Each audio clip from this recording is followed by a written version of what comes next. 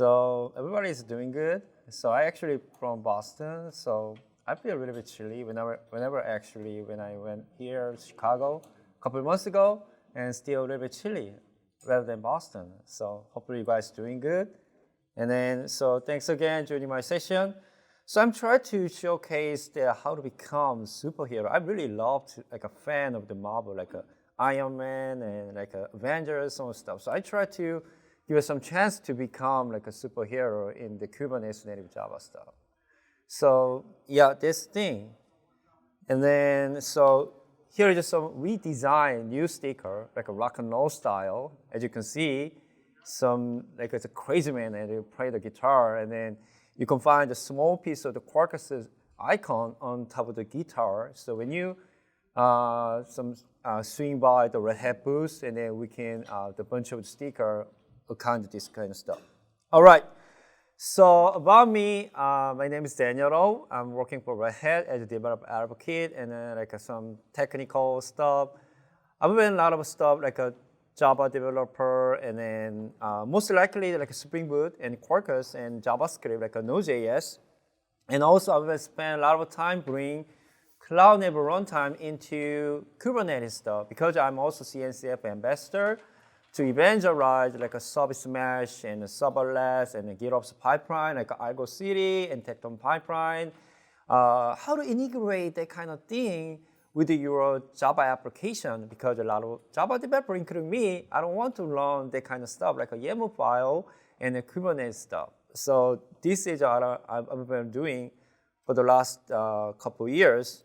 And then here's my contact information, like a Daniel030, like a Twitter, pin URL, my YouTube channel, and then feel free to subscribe and follow me. And then you can give me some inspiration, like hey Dan, why don't you create some kind of nice video tutorial or the blog post, and then I'm more than happy to write it down even on the plane. So yeah, this kind of stuff.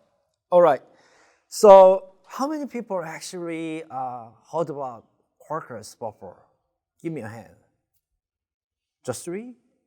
Okay, so don't tell me you are not a Java developer. So you guys, okay, like a software, okay, so you guys like a Spring developer or like even not Java developer, like a JavaScript work, .NET, Kotlin. So Quarkus, just in case you never heard about before, so Quarkus is just Java framework, like a Spring Boot. And the Red Hat, 3.5 years ago, we invented this kind of thing to solve the developer challenge to develop Java application on top of the Kubernetes with the Linux container technology. So before that, all cloud native Java framework like a Spring Boot and then the other thing just designed for Kubernetes. So that's why a lot of developer engineers try to optimize Java, core Java engine into Kubernetes. So Java was born almost 27 years ago. At a time, Java really focused on dynamic behavior. When you build Java application like an immediate code, like a jar file, and then you can run any app server on JVM, which is really cool. You can buy like an Oracle web server, WebLogic, and then like a Wildfly or IBM server. You can just run it on it, like over internet, which is really cool. And then when you run the application, Java EE, nobody care about the slow startup time and then big memory footprint, because you only focus on 24/7 all the time running wrong process. However, things changed that, because back in 2014, Kubernetes just came out. Everything's changed that after that. So you needed to deploy your awesome Microsoft application into Kubernetes. And then after that, the beauty of the Kubernetes sometimes to scale out your application more than 100K or even 1,000 application pod in the next 10 minutes.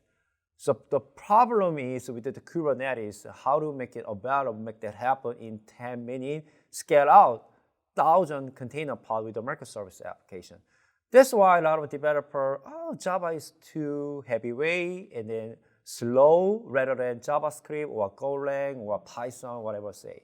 So I got some chance to have some conversation with a college student well, university student in another developer conferences, and they just ask me, hey, Daniel, what kind of program language or technology I need to learn to get more big money or some job stuff? And then I would say, because I've been doing more than 25 years Java thing, and what about Java? And they say, oh, that's not, because it's kind of old school. Just like my daddy stuff, because my daddy is an IT guy and he already talk about Java, but that's not good thing. And they said they're really interested in the data scientist, which means like a Python or like a AI ML, which is cool, sounds like a cool, but not Java. But so the truth is Java is still evolving. So recently Java 19 released, and then still a lot of feature and optimization and performance tuning is going on. And then Quarkus, we try to align with that kind of evolving like adventure with the Java, and we're not gonna ignore out there are more than 15 Java developers around the world, including you guys, and you gotta struggle develop new business application or performance tuning or like a bug fix every single day, including me. And so Quarkus named on like a brand name Supersonic Subatomic. So we try to improve the Java thing with the kind of some blue point here. We moved as much as possible build phase, because when you build Java application using your preferred tool, like a Maven Gradle or like a Kotlin stuff, and then there are something happening behind the scene. So for example, annotation scanning and the parsing descriptor enable disable some features, and then like a dead code, like a stuff, and then in the end, you just run the application as a process or a thread. But you're not gonna care about that, because when you just run Java command line, like a java-jar, or just including your WAV file, ER file, or jar file into your like an app server, like Tomcat, something like that. And then we try to minimize that kind of thing from runtime phase to shift from runtime to build time. And then more important thing is we try to make Java developer happier on their life. So that's why we're gonna do that, some kind of stuff. So this is some illustration how traditional Java framework, including Spring Boot, was working on that. So in the upper hand side, you can see build time using like a Gradle or Maven. Once you build application, and then you got a bunch of stuff at runtime. When you run Java app, and then there are so many stuff and happening all the time, every single time. So just imagine that when you deploy same Microsoft application, just like a Hello World or even database transaction, and then you just deploy, and then, okay, so I'm going to do this kind of 5-step at runtime when you run the pod on Kubernetes, just one pod, doesn't matter. However, I got some big seasonality because I got to promote a big event like a Black Friday, and then maybe 100,000 people just rush into my web page and then just click on and shopping and print the list, something like that. And then my application should be scaled out automatically due to the fantastic Kubernetes feature. However, this kind of like underneath activity repeatedly happening for 10,000 times, which is not good practice in Kubernetes. So that's why Quarkus way, we shift that kind of stuff from right hand to left hand here. And also we're gonna give some more experimental thing for developer, specifically Java developer, to build application as the running on JVM, like a jar file, like a thin jar. The Quarkus say fast jar, because you probably familiar with the Uber jar or fat jar. We include all dependency or class path, some stuff. The Quarkus framework override the Java class load, the class loader class, which we already recognize where is the class path, where is the expected library, which means a little bit faster startup time and response time. That's why we named the fast jar, but you can still using the legacy jar like Uber and fat jar and running on JVM. That is traditional way. The other ways you can packaging application native executable. If you are familiar with the Spring Native, maybe almost same concept based on ahead of time the build and compilation strategy rather than just in time. But the Quarkus was born based on native compilation at the very beginning. And when you have a native executable file, you just run without JVM, just like a exe file on Windows operating system. So I'm going to showcase that kind of stuff in a live demo in a minute. And then this is the proof of the Quarkus pretty much focus on container platform, aka Kubernetes. So just let's say here container platform and the same worker node with the same the resource density like a CPU, memory, some stuff. In the right hand side, you can have like a full pod to run application, same business logic, like a traditional cloud-native Java stack, like for example Spring Boot or any other Java application and Java enterprise application. And then you can see the second left hand, the Node.js, maybe double resources density. So that's why reason why people really love to use Node.js, even if developer don't like that. So maybe be one of the challenges because sometimes, okay, we just monitor our application and production and then, okay, so I think 80% our business application shouldn't be run all the time because it's kind of just 20% our end user, like end user customer only access that specific page or RESTful APIs. That's why serverless came out. And then serverless just based on demand, like whenever you network traffic, your application scale up automatically. But for that, your application scale down to 0, like a hibernate. However, Java is pretty slow to start up along with the core star strategy, like Amazon Lambda, Azure Function. It's pretty annoying. So when you click on some page and then behind the scene, the application scale down to 0 already. And then it takes maybe 5 seconds or 10 seconds startup. And then the end user, what happening there? Okay, just blank page. Okay, I just leave. I don't care. That's the thing. So that is a big challenge for serverless. And then, so Node.js, like even Golang, small memory footprint and fast startup time rather than Java. That's why a lot of people, a lot of enterprise companies really want to adopt the Node.js and Golang for serverless rather than Java. However, this is a big challenge for Java developer because you need to learn something new. You already have experience 10 years for Java development. However, you're the team leader or your CTO or your organization, some header, yeah, you need to learn something new, Node.js or Golang in next 2 months. If not, we gotta fire you. It's pretty bad. So I don't want to make that happen. So that's why Quarkus with the native executable, you can still keep doing Java stuff, improve your skill, and then, okay, I'm gonna make it fast. And then here's the Quarkus stuff. It's almost similar, the density, the resource density compared to Golang. So here's a quick just illustration how to become the superhero thing on the Kubernetes Java stuff. So you're going to start a Quarkus application as a developer, and there are a bunch of different ways how to start Quarkus application development. And then one good thing is you can still use a bunch of the developer feature like a live coding, continuous testing, and the dev UI and the CLI, and then dev services as well. And then more important thing is Kubernetes Java thing. What make your microservices to become Kubernetes native stuff? So previously I'm pretty sure you heard about 12 factors for develop microservice application regardless of cloud. And then you need to externalize your configuration like a Spring config or like a configuration. And then you need to manage your service discovery or resiliency, some other like external system, like a log aggregation, things like that. However, the Kubernetes actually provide very similar capability and feature. For example, Kubernetes service discovery, and then like health check or the configuration.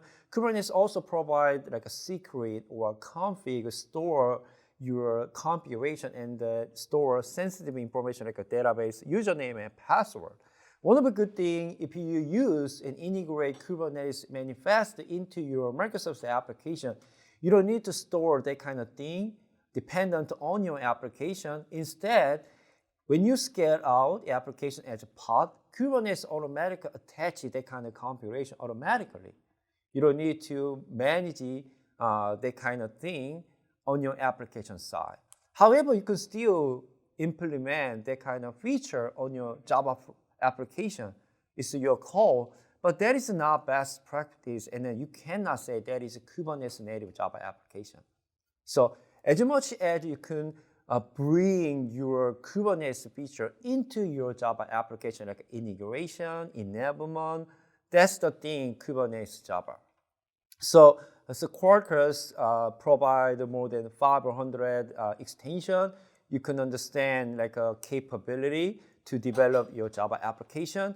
And there are a bunch of the Kubernetes extensions that allows the Java developer integrate Kubernetes stuff, how to build, compile, and deploy your application to Kubernetes cluster, and how to easily use your Kubernetes config and the secret, some other stuff.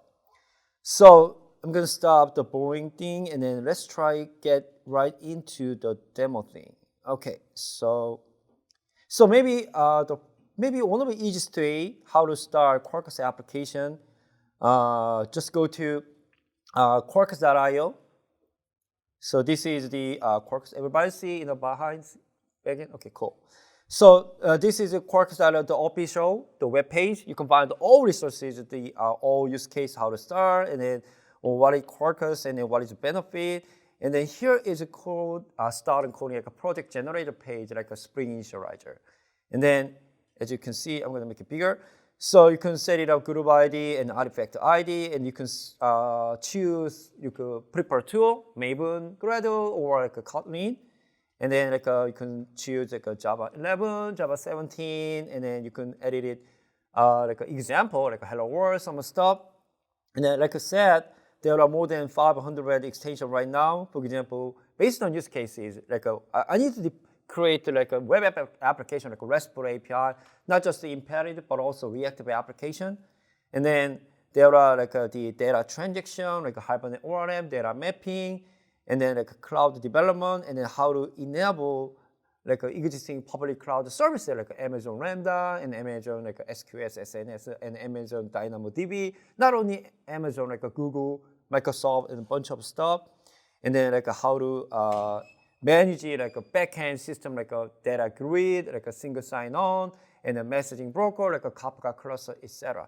You can just select on, and then just download G file, and then unzip, and open your ID tool. That's the maybe prepare or the known way. But today I'm going to try to use the Quarkus CLI here. The Quarkus CLI, some people will try to showcase another CLI, and they say, oh, I don't want to use the other CLI because I already too much CLI, command line, face. But the reason why I really prefer use the Quarkus CLI, it actually give me some more comfortable way because I don't need to remember all the Maven or Gradle parameters, and then it automatically gives some auto completion feature, and then it gives some more some good feature.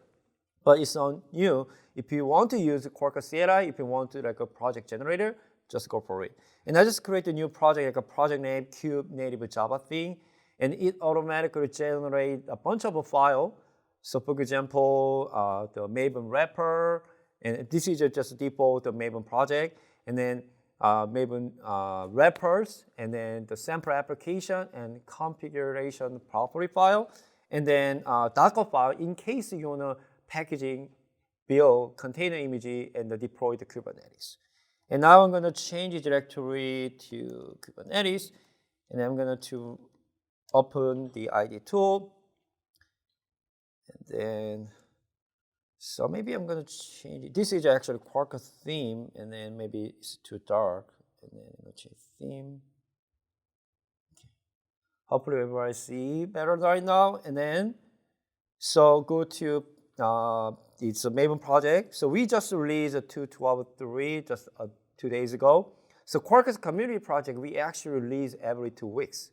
It's super fast because we got a lot of needs, and then a lot of individual developer and vendors contribute back to community project. I need to do this one. I need to create a new PR, and then the bug fix some of stuff. You are very welcome to create a PR or issue whenever you need. And then here the source directory, and then the Java application, like a C. Just the hello, the RESTful API. And one of the good things is the POM XML. And here's a few dependencies automatically pulled on my local system. And then the rest is reactive. This is interesting stuff. So when I have been spent time to develop reactive programming based on Spring Reactive, it's totally sometimes a big challenge for me, because when I already developed Spring application, like an imperative application, like a process to request to response based on HTTP, and then sometimes I need to convert existing my Spring application to reactive programming, which means I need to add like a Spring Reactive, Spring integration, sometimes Spring Cloud as ecosystems. And it's totally different animal, which means I need to rewrite all my code, like a mono and reflex, and then a bunch of things, how to integrate my Kafka thing. It's just like a rewriting, not changing or tweaking. And the Quarkus was born based on reactive engine, like based on Vertex and Netty. And you can still develop the imperative application. So as long as you use proper annotation, and then that method and class will be treated by reactive, also imperative application. So always the first thing first. So I'm going to run Quarkus step. You can also using Maven command line or the Gradle module. So once you run Quarkus step, it will run my local environment. And one of the good things is here. So profile deb activated and live coding activated. What does that mean? This is one of the cool things for developer. And then when you press like a W, it bring me into landing page, and then click on is the endpoint, like hello from REST is reactive, and also here is the dev UI.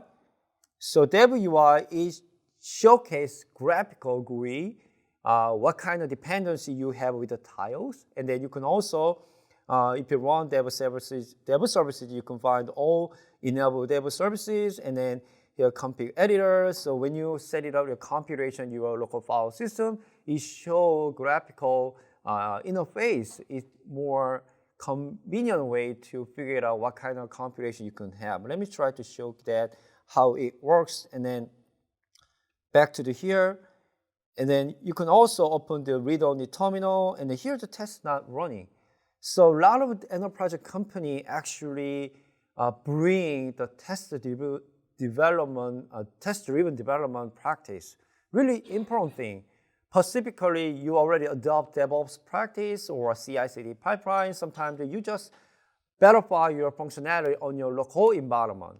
Just like, okay, I just done verify my application capability and features. And now you just commit the code into your central GitHub repository. And then in the next 3 minutes, your application will be deployed production with your fantastic CI/CD pipeline. However, sometimes you got some error in production because you have some technology gap between your local and production, even pre-product or staging environment. So how to solve that kind of thing? Because your SRE team or QA team have an integration test and make sure everything is okay by automatically and manually. However, if you could reduce that kind of burden from the other team to verify your application along with the test-driven development practice on your Java framework with the out-of-the-box feature, that would be wonderful. So Quarkus provides that kind of thing for developer with the continuous testing. So when you click on testing, it's automatically run continuous testing. You can also press R here. And then we just pass one application thing here. When you go back to project and then under the test directory, so automatically generate one test case here, like a endpoint hello, and then the expect result hello from REST is reactive, just like our sample application. So when I go back to terminal, and then I'm going to try to endpoint with the terminal. hello, and then we got some, let's see, the reactive hello. And then back to the application, let's try go back to resource. I'm gonna try to fix my application, like just tweak change, and then like a hello, Jconf dev, and 2022. I just save a file, and back to here, I just re-invoke the endpoint, and now we got some new result. This is literally the meaning of live coding. So this is happening in JavaScript, like a Node.js. So whenever you change it, it automatically applies that kind of new code change. But not going to happen for the last 2 decades in Java world. And then every time you're going to change the application, it automatically apply for Java application. But here's interesting stuff. Oh, I got some error find out here. So the expect result in the hello from REST is reactive. However, you just change your the code. You're missing some test cases. So in order to, you can actually go to WI, and then you can see, you can same error here. So whatever you prepare, you are prepared to see the terminal guy, and you can just terminal, and then you can also check it out in the web UI. And then you can just fix that problem back to the test case. And then here we go. And then save a file. And then it automatically succeeds. I just save a file, even though I try to invoke that kind of thing. And the people, some kind of curiosity, hey, Dan, is it? You just change one single line. Maybe it's a tricky thing. So even if I try to add a new class or a method, it's still working, live coding and continuous testing? Sure. That's still working. So I'm going to try to add a new, like a test case here. For example, like a new endpoint, let's say endpoint, like a greeting, and then endpoint here to differentiate, and then let's say comp, and like my name Dan, just like that, and back to the like a terminal. What happened, terminal? And now we got some error 404, which means I just added a new test case, but there's no match actual resource like a Raspberry. That's why I got a 404 error. Okay, pretty cool. Quarkus still recognize that thing. Okay, I'm gonna go to copy existing one REST API, and then I'm going to add a new endpoint, like greeting, and then new method. And then I'm not gonna add the static, or like try to, let's say like a name, and then I'm gonna refer this name from my local file system, like a name, and then string name. Let's say I just save a file, and then back to the terminal, and then oh, I got some new error. So we cannot load your compilation value based on name. It's super smart. And then let's try to set it up that kind of thing here. So name equal my name Dan, and then back to here. Now we got to succeed 2 test case go. And then terminal window, another terminal window, and trying to access the endpoint. Now we got to that kind of stuff. And one interesting part, and I already showed that in WI, the config editor, you can see the name Dan. So I'm going to choose my full name Daniel. I just save a file, and then back to the terminal, and then try to invoke, and then now I got a new result here. What happened in there? And then back to the working project, and now you can see local file system automatically change that. Here's the interesting part, is the function is working. Okay, I'm good, ready to be production. However, when you go back to terminal, and then you got some, you just fail again your test case. Okay, I needed to fix my problem once again, and then back to here, and then let's try to Daniel, and then save a file, and now all the test case just passed.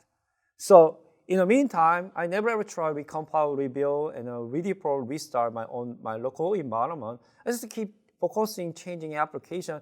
In the meantime, I got some continuous testing capability, and check the real quick, and then back to the terminal or web UI, and you can figure it out, oh, what I missed. And then I still verify my application features. This is something a good start to develop application, because you know what, so in order to development process, I'm writing code and the verify, like a testing, and then just commit and push. That is inner loop process. And then outer loop process, you're gonna deploy application to Kubernetes, and then once again, the checking about application. And then that's not developer job a couple of years ago. However, the DevOps came out, and then like a platform engineering came out. A lot of stuff came out, and then you should verify your application feature on top of the Kubernetes as well. So you need to extend your job capability more like an outer process as well. So which means you need to spend some time into outer loop process, and this kind of inner loop process reduce your time to develop application. Still boring, keep building, deploying, and testing, and then but it's necessary. And the Quarkus help you out. It gives some more fun. And then I'm going to stop thing and then try to build my application, and then just try to run this application Java thing, and then the native stop, just like I mentioned earlier. So it automatically start the testing as we succeed. And then, so I'm going to run target directory and then application. So before that I run, this is my activity monitor, and here we go. Because I want to showcase the memory footprint and startup time. So I have a bunch of the JVM right now, and then back to here, I just run. And then I got some here we go. So 0.7 second to start up, less than 1 second. And then here we go, it's running on JVM. And then back to the memory footprint. Now you can see 95 memory footprint, which is still a small memory footprint. And then when I just invoke endpoint, it will be increase your memory footprint and go back to here. So 93 to 98, so less than 100. And now I'm going to stop this application, and let me try to rebuild native application. So this allows, so if you have some experience to make your application native, you need to figure out what kind of method, class can be compiled and build, and reflection stuff. And then sometimes you're going to add like a reflection annotation and the other stuff. But it's not easy to figure out all kind of things. Maybe spend more time rather than developing application itself.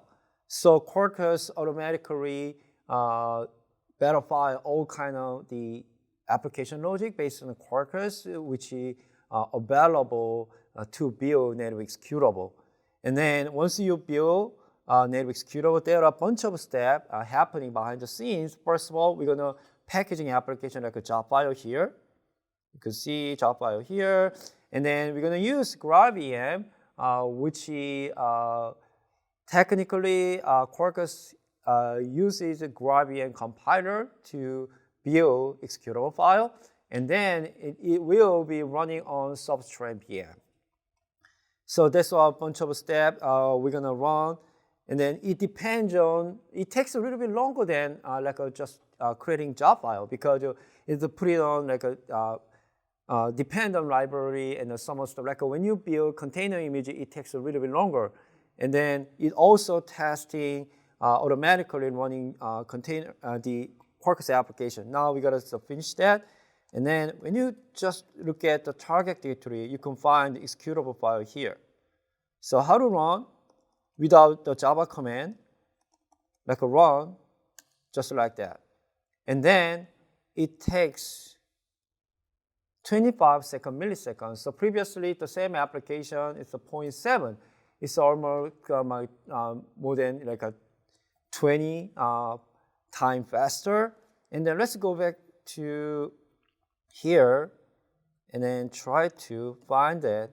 And now we have a 12.1 megabyte. The previously 93 is almost 7 or 8 times less memory footprint. So imagine that. So if you deploy same Java application to Kubernetes with the high scalability or serverless, which application package would be better to save your money as well as the more satisfy your end user experience? And then let's try to invoke to verify application thing, so greeting, and then we got the same thing, and then it's not include like a 0.8 memory footprint. So that's the thing, some native and then this kind of stuff. So now I'm gonna try to add more thing, this kind of application into deploy Kubernetes. But for that, let me try to add a few more extension. So, sure.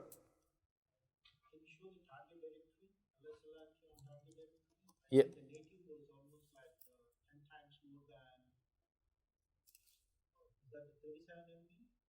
Yeah. This is a native executable, and this the file size 37 megabyte, and then.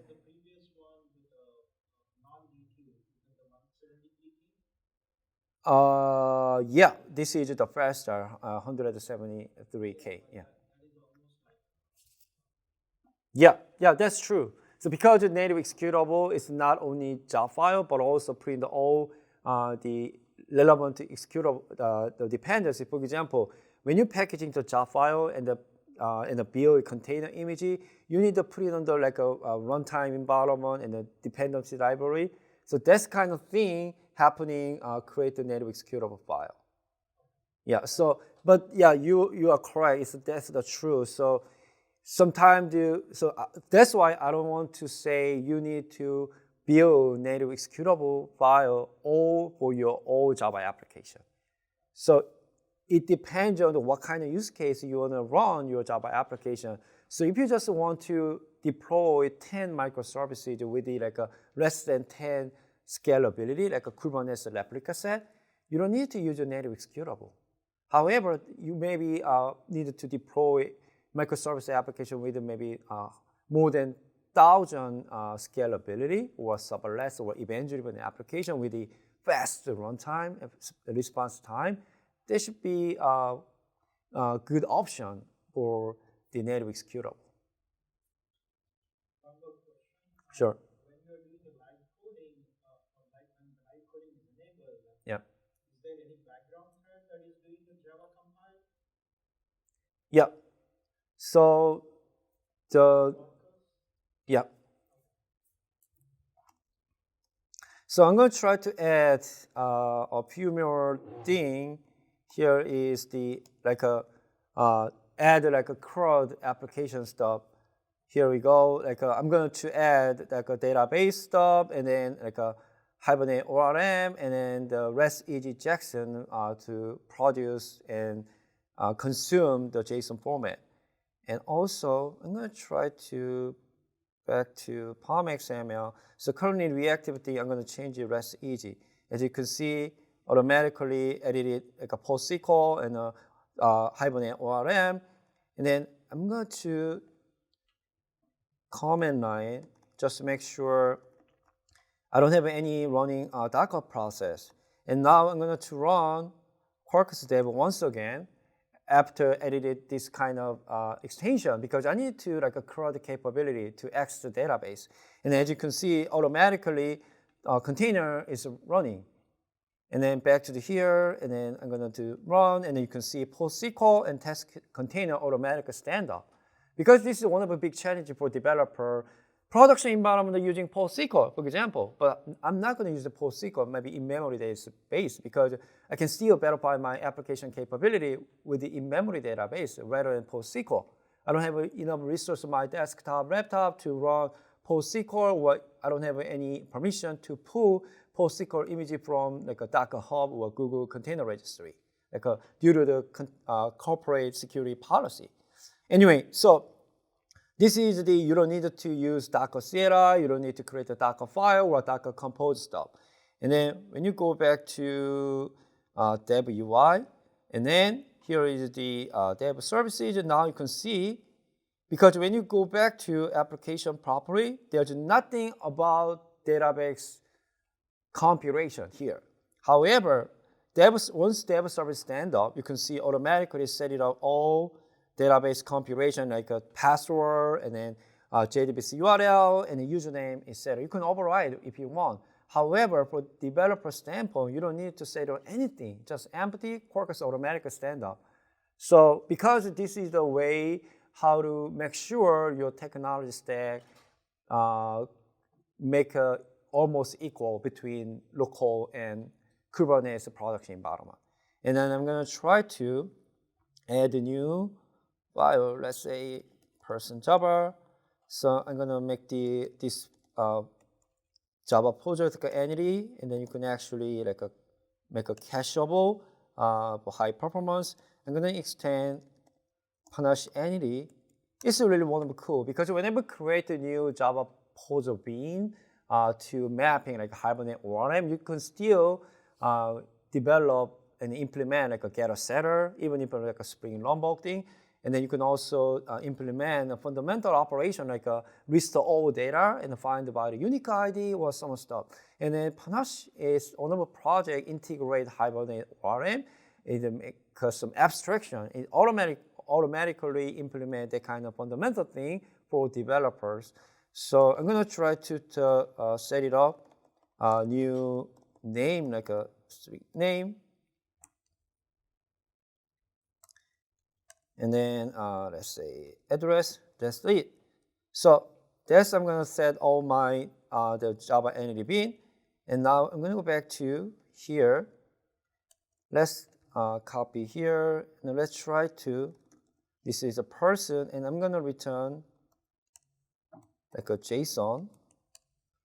And then let's say return the list type. And then person, and let's say list all, and then person. As you can see, all the fundamental operation automatically implemented by Panache integrate with Hibernate ORM. You don't need to implement by yourself. You can actually override just like the normal Java practice. And then but the thing is, I just need to invoke list all already defined in the Panache entity. Back to the person and then go to here. It's automatically based on Panache entity. You can find all like a dependency, persistent, delete, and all like a CRUD capability already defined here. So back to here, my application. And then let me try to add one more thing. Method. I'm going to try to access a specific ID, and then it will return only one person data. And then let's say the data is defined by ID and pass parameter, like say ID and ID, and then return. That's it. So I just made two Java methods. The one is list all data. The other one is find by ID. And then let's try to add like a pre-statement data. You can actually create one. And then I'm going to try to add another thing stuff here, like a import to SQL file, insert into like a person database table and values, and next value, and then I'm going to use sequence Hibernate, and then my name, then my location based on Boston. So let me try to add a few more data here. Let's say Jen from New York City, and the team, let's say like a San Francisco. I just save a file, and then let's try to go back to here. Still, my dev mode is working, and then I'm going to try to access person. I got an error. Oh yeah, wrong port. 8080 person. Okay. Oh, I got some error here. Oh, okay. So there are some quotation error here. Sequence that. Sequence next bar into values. hibernate, and then, oh, it's good. What error? Back to my application. Person values, next ball.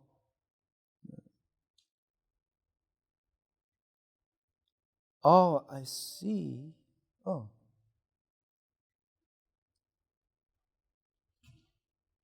Interesting. So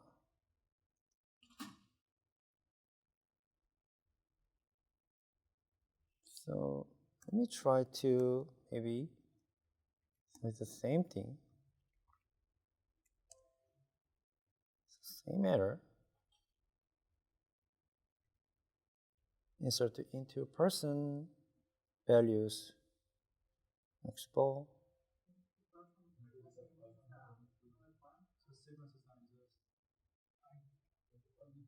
No, I don't need to use the ID. So because the sequence hibernate, so automatically generate the new ID here.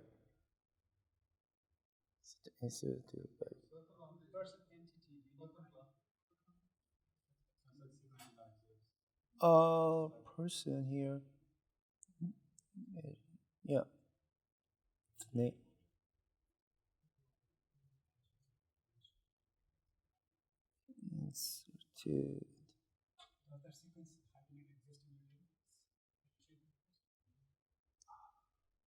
Oh yeah. Hibernate sequence is it? Oh yeah, I think it's still wrong.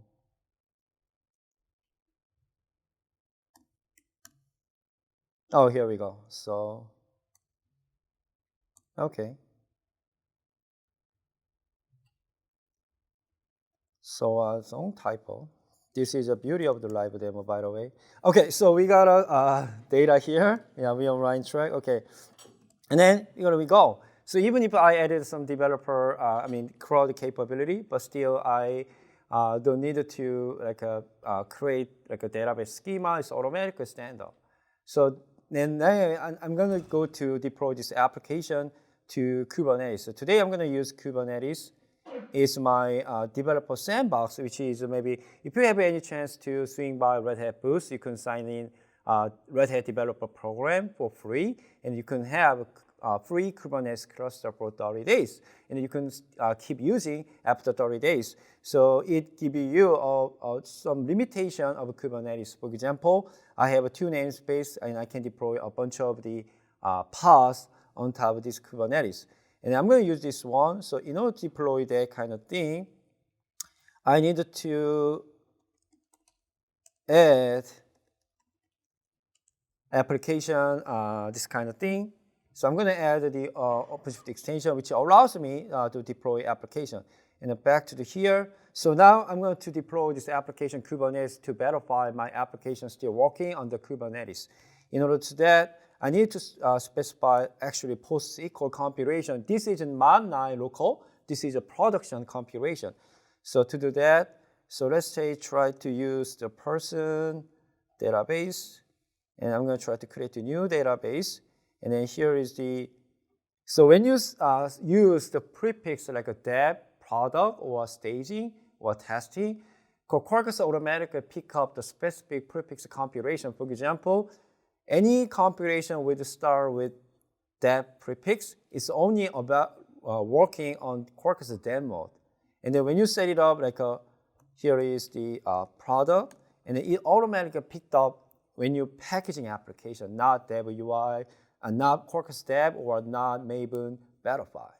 So that's why Quarkus provides a unified configuration. You don't need to split multiple configuration file, application YAML file to handle data, the local and staging or production. So today I'm going to just delete the kind of thing. And also, I just use deploy this on production. That's the thing. And also, I need to add some kind of Kubernetes configuration. I'm going to deploy Kubernetes here. And then Kubernetes deployment target, which could be vanilla Kubernetes. I'm going to using OpenShift. And I'm going to I can deploy the Knative for serverless application. And then I'm going to open expose URL. It provides me application URL to access the RESTful API or stuff from externally. And then one thing is to go developer sandbox on top of the Kubernetes actually using TLS termination for security, but they using the self-certificate the TLS termination. So that's why I need to set using the self-certificate and then the true. That's the thing. And then back to the here, let's try to check it out. I'm gonna exist in right namespace here. So DOH dev. And now I'm gonna go to build and I'm gonna skill unit test, save my time. So if you go to like a -- native, just like with it, and then it actually packaging native executable file and then deploy it to Kubernetes. Because when you go back to my project, and then in case we have a bunch of Docker file already created during the project generation, and then we actually use this kind of thing for JVM using the fastjar, and then if you set it up Java home on your local environment like a Java 17, the Docker file automatically generated based on Java 17 image. But I'm currently using Java 11 today, so that's why you can see OpenJDK 11 as a base image. And here's the native executable file. You can use still next the legacy jar, like a fat jar as well. And then go back to here, and you can see we're gonna create a bunch of the OpenShift and Kubernetes manifest, like a build config and deployment manifest, and then also the route URL and the service name. And then once you're done, we gotta build container image and push it into container registry, which is already inside the OpenShift cluster. You can also push that image into whatever you want, like a Docker Hub or Quake.io or Google Container Registry. And then once you build, and then back to the here, oh, I just missed one thing. Because I need to add the deploy database, they actually are looking for the database here. So PostSQL, where is the, okay, Paramo. And then let's say the person, and then user, and then my password super secret, and the person, just like we set it up in application properly here. And then back to here, and then create. And then because Quarkus actually, when you go to Quarkus project, and then you got some error because the connection error, because there doesn't exist database. Now let's try to just delete a part and then go to console topology view and then just waiting for this one. In the meantime, you can actually make a fancy this icon PostSQL.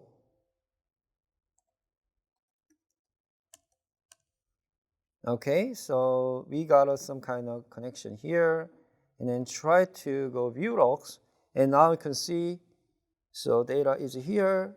Oh, I actually forget one more thing. I needed to load the script here, import SQL file. So in the meantime, let me try to add something new kind of thing. Here is the package type. So everybody knows the beauty of the container. This container provides two kind of stuff, immutability and portability. So whenever you change the container inside, and then it will be restored whenever you kill the pod or restart pod. That's what we can say immutability. However, for developer standpoint, sometimes you got some notified your cluster admin or platform engineer, oh, you got some error in your application.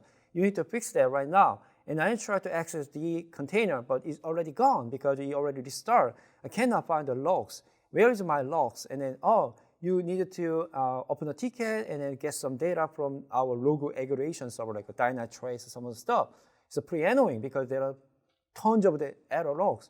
However, if you could reproduce the error just like you do live coding on your local environment, that would be awesome. So Quarkus provides a remote dev with the live coding and debugging capability, but I'm not going to say you're going to do access that kind of thing to your production directly because whenever you change it, it automatically deploys to production. But that could be human error.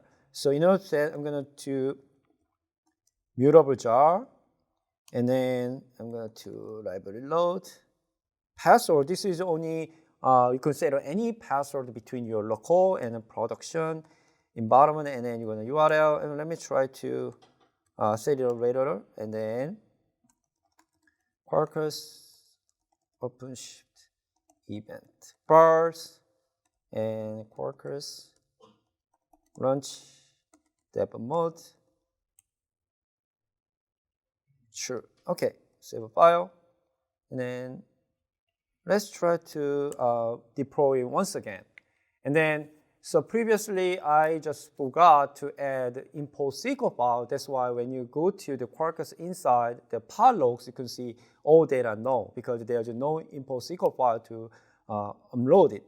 And then in here, so I'm going to add a few more things to add the remote dev mode, and then I can also add like a compilation stuff. So I don't have enough time, but so let me try to do my best to showcase Kubernetes stuff. So I'm going to stop my local dev mode, and then I'm going to try to use at this moment the Quarkus, the Maven command line, and remote dev, and then let's try to give it some moment. And then you can also access the Kubernetes secret and config map pretty easily. So I'm going to try to showcase that kind of thing also.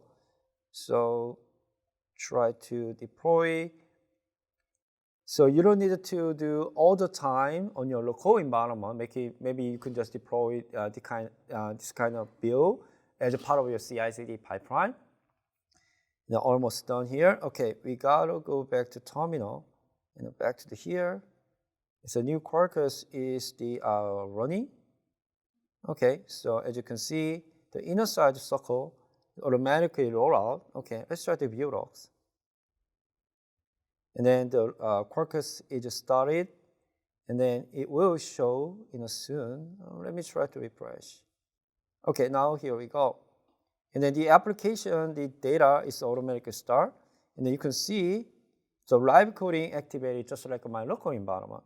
And now let's go back to here, the apt-key URL, and then back to the project, and on command, I save a file, and then let's try to run my local environment. In the meantime, let's try to access endpoint here, like a hello, just like a Jconf, and greeting.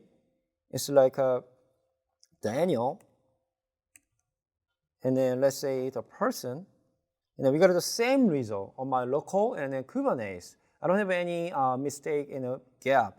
And then when I run, and you can see connect to remote server, which is cool. So now I can remote from my local to Kubernetes cluster with a few configuration. And then back to the application, my local. Let's try to go to my resources, and then let's try to change that. For example, with the Quarkus, and then save a file. And then like a hello, and just call. And then in the meantime, when you go back to Quarkus automatically detect your Java class and the packaging job, and then sending to Kubernetes. And now you can see there's a new application result here. But this is happening in the Kubernetes, not my local. And also you can change it like a property, like a Daniel. I can change the Dan to save a file. And then greeting. And then back to the runtime, and you can see the property file also detected it, not just Java class. And then you can see the new result, Dan2. Even if you can change this SQL file back to here. So go to SQL file. Let's try to create a new one, like a Sam in Chicago. Save file. And then person, and then it should be the first data. And then you can see here the import SQL file just detected it and then sending to Kubernetes. Now you can see Sam, he's here. And then you can also have all kind of the data as well. So I don't have enough time actually. I need to add the Kubernetes config extension, which allows me to store the database username, password. Currently, I actually set it up here, application property like a hard code, and then I can actually map my Kubernetes config map, like a secret and config map, because currently I just set it up here, local file system value, and then here just secret information in here. I just take that off and externalize in Kubernetes. So that is last part, but I don't want to steal your lunch time today. So let me try to wrap up. So because I already make that video and then I push in my YouTube channel. So if you feel free, go to my YouTube channel. Here's a bit.ly URL and a scan QR code. I already upload this kind of thing, and you can go to my GitHub repository, github.com, Daniel030. You can find all this example. You just clone it and just replicate your local environment. And if you have any issue, we are more than happy to create a pull request and reach out to me directly, or edit a comment my YouTube channel. I encourage you to subscribe channel and then give us some more inspiration. All right, thanks for joining today, and then hope you enjoy the rest of the Jconf. Thank you.